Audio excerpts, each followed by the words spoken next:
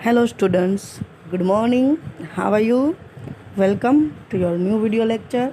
Standard 7th English medium students. हमने previous lecture में advertisement exploring advertisement की activity 1, 2 और 3 कंप्लीट की थी। हमने देखा था कि किस तरह से जो एड आती है मोबाइल में, इंटरनेट में, सोशल मीडिया से, इसका इफ़ेक्ट हमारे चिल्ड्रन पे कैसा पड़ता है। वो हमने डॉक्टर जो रिसर्चर्स थे, डॉक्टर्स थे, उन्होंने समझाया था कि इस एडवर्टाइजमेंट से हमारे बच्चों पे बैड इफ़ेक्ट भी पड़ सकते हैं और गुड इफ़ेक्ट भी हो सकते हैं। मोर ओवर हमने ये भी देखा था कि कंपनी वाले अपने प्रोडक्ट को सेल करने के लिए वो एडवर्टाइजमेंट में बहुत ज़्यादा इन्वॉल्व करते हैं। तो इस तरह से हमने एक्टिविटी 1, 2, 3 कंप्लीट की थी। अब हम चलते हैं एक्टिविटी 4 में। स्टूडेंट्स, एक्टिविटी 4 में देखिए, आपको यहाँ एक पिक्चर दिख रहा है, इंट्रोड्यूसिंग श्रीखंड विथ रियल बादाम पास्ता। यहाँ श्रीखंड का आपको ये बॉक्स दिख रहा है। ये आप भी समझ सकते हैं कि अमूल वालों की ही ये ऐड है, अमूल की श्रीखंड की। तो इस ऐड से हम क्या देखेंगे, बच्चे तो बच्चे, हम बड़े भी ऐड देख के सभी चीज़ की परचेस करते हैं। तो discuss the questions as a class, listen to the answer of your classmate. इसके क्वेश्चन आंसर आपको अपनी बुक में राइट डाउन करना है। Who paid for this advertisement. आपको भी पता है कि ये इस एडवर्टाइजमेंट के लिए कौन पेड करता है, जो ये कंपनी वाले होते हैं वही पेड करते हैं ना। अगर हमें अपनी कोई चीज़ को सेल करना है तो हम उसकी एड डालेंगे तो उसका पेड भी हम ही करेंगे। तो इसका आंसर भी आपको लिखना है। फिर second question, what is the goal of the advertiser. जो एडवर्टाइज़र्स होते हैं उसका मेन गोल क्या होता है कि उसकी चीज़ें बिक जाए, यही उनका मेन गोल होता है। Third one, who is this advertisement trying to persuade. इस एडवर्टाइजमेंट से हमको कौन हमें समझाने की कोशिश करता है। Fourth one, do you think that the advertisers achieve the goal. क्या आपको लगता है कि ये जो एडवर्टाइजर्स वाले हैं वो अपना गोल अचीव कर ही लेते हैं। तो इसके क्वेश्चन आंसर आपको अपने ओन वर्ड्स में लिखना है। Next, classmates will have different opinion about question 4। देखिए, सभी 1, 2, 3 क्वेश्चंस का तो आंसर अगर हम चाहें तो सभी के सेम हो सकते हैं, लेकिन क्वेश्चन 4 है उसका आंसर सभी अपने अपने ओपिनियन से लिखेंगे। तो सभी का आंसर सेम हो ये ज़रूरी नहीं है। How many classmates think that the advertisement worked well for the advertiser. In other words, they would want to buy the product। Classmate के सबके अलग अलग डिफरेंट ओपिनियन होंगे। मैंने ज़्यादातर क्लासमेट ये सोचते होंगे कि ये जो एडवर्टाइजमेंट वाले हैं वो हमारे अच्छे के लिए ये वर्क करते हैं और एडवर्टाइज देते हैं। और दूसरे वर्ड्स में देखा जाए तो they would want to buy the product। ये बस ऐसा चाहते हैं कि हम उसकी प्रोडक्ट को खरीदें। How many think that the advertisement did not work or they would not want to buy the product or idea। कितनों को ऐसा लगता है कि जो एडवर्टाइजमेंट वाले हैं वो काम नहीं करते और वो अपने प्रोडक्ट और आइडिया को खरीदते नहीं हैं। ओके, ये आपको होमवर्क में करना है। नेक्स्ट, ये ऊपर का जो हमने क्वेश्चन आंसर अभी पढ़े उसी के बेस्ड ये पैराग्राफ है। इस पैराग्राफ को आपको फिल करना है। जैसे कि in my class we looked at the advertisement for. हमारे क्लास में हम एडवर्टाइजमेंट को देखते हैं, लुक्ड एट उसकी तरफ देखते हैं। क्यों, ये आपको इस आंसर में लिखना है। It was created and paid for by. इसका ये किसके द्वारा बनाई गई है और इसका पेड कौन करता है, ये आपको सेकंड ब्लैंक्स में लिखना है। It is trying to persuade dash to dash. ये हमें समझाने की कोशिश करते हैं इसमें फर्स्ट ब्लैंक और सेकंड ब्लैंक आपको ही फिल करना है स्टूडेंट्स अपने ओन वर्ड्स में। My classmates had different opinions of the effectiveness of this advertisement. सभी के आंसर अलग अलग होंगे, सभी के ओपिनियन भी अलग अलग होंगे। The classmates thought the advertisement worked. They would want to buy the dash classmates thought the advertisement did not work. They would not want to buy the dash. I think blank. ये आपको blank complete करना है। Okay students, I hope आपको समझ में आ गया होगा। ये ऊपर का क्वेश्चन आंसर आप लिख लेंगे ना तो स्टूडेंट्स आपको ये पैराग्राफ बहुत आसान तरीके से समझ में आ जाएगा। Next activity 5। एक्टिविटी 5 में स्टूडेंट्स ये कुछ ट्री के पेपर पिक्चर्स हैं। Save paper, save trees, save the world. आप सभी जानते हैं हम पेपर बचाने के लिए आजकल कंप्यूटराइज्ड काम कर रहे हैं कि जिसकी वजह से हमारे पेपर जैसा ज़्यादा बिगड़े नहीं। तो सेव पेपर, अगर हम पेपर बचाएंगे तो हमारे ट्रीज़, क्योंकि ट्रीज़ में से ही पेपर बनते हैं, तो जितने कम पेपर्स के यूज़ करेंगे उतने ही कम पेड़ कटेंगे। तो पेपर को भी सेव करना है, save trees save the world. और हम ट्री को बचाएंगे तो हमारा वर्ल्ड भी बच जाएगा।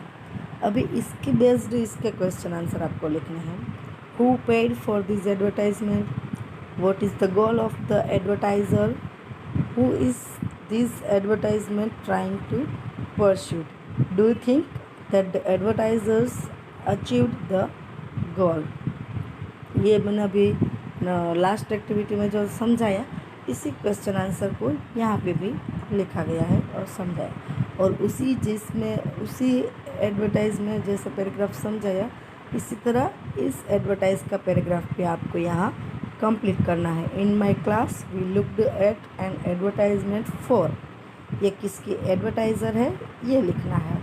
इट इज़ क्रिएटेड और पेड फॉर बाय, ये किसके द्वारा बनाई जाती है और इसका पेड कौन करता है ये लिखना है।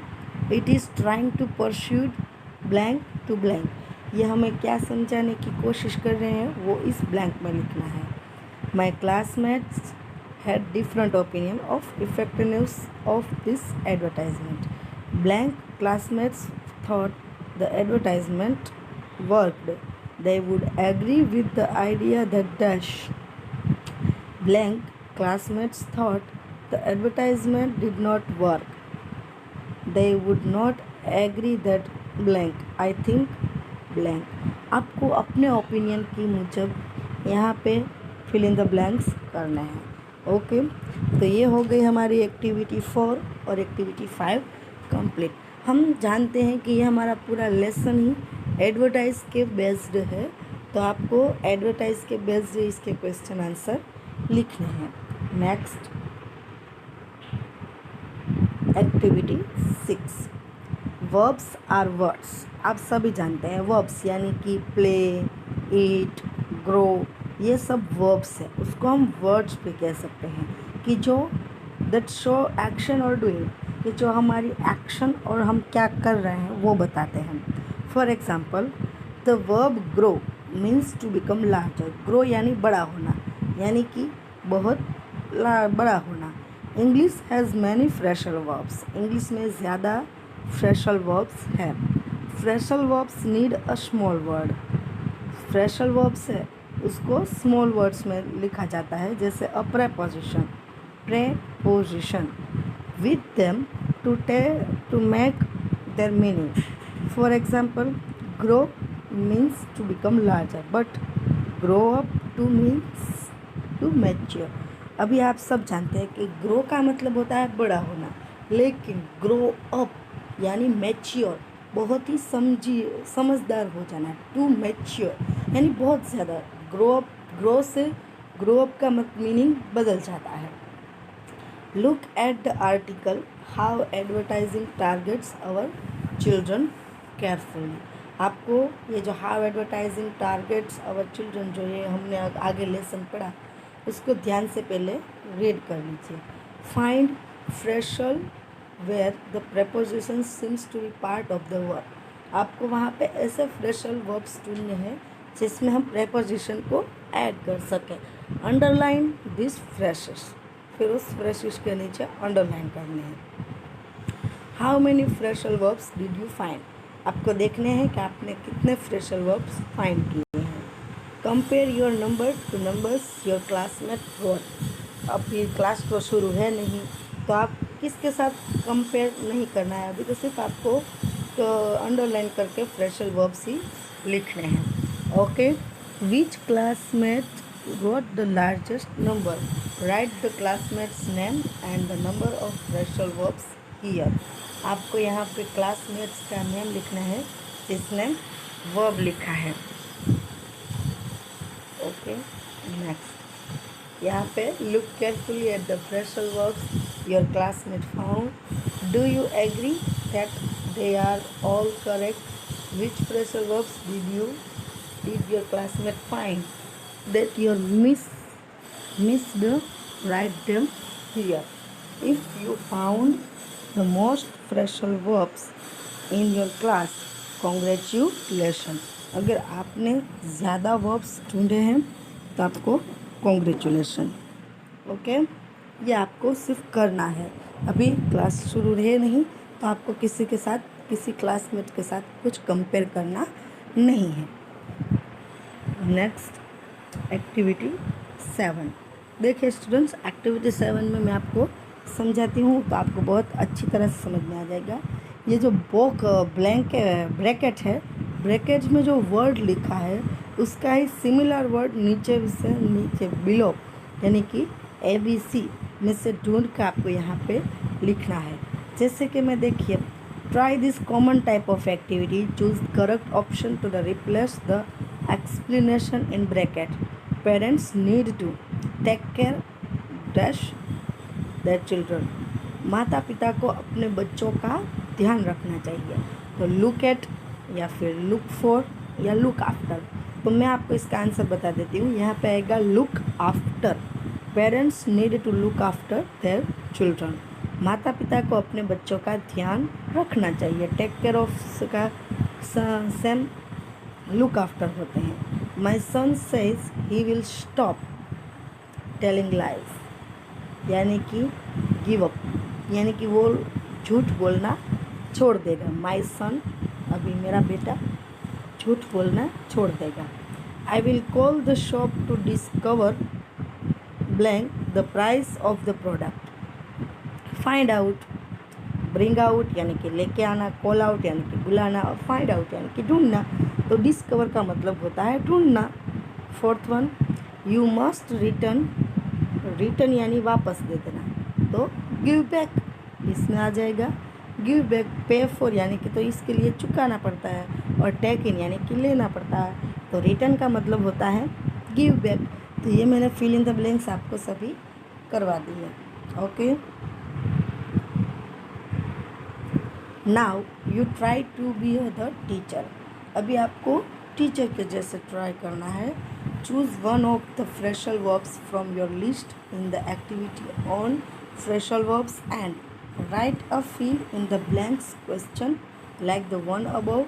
Give your fill in the blank to a classmate to try out.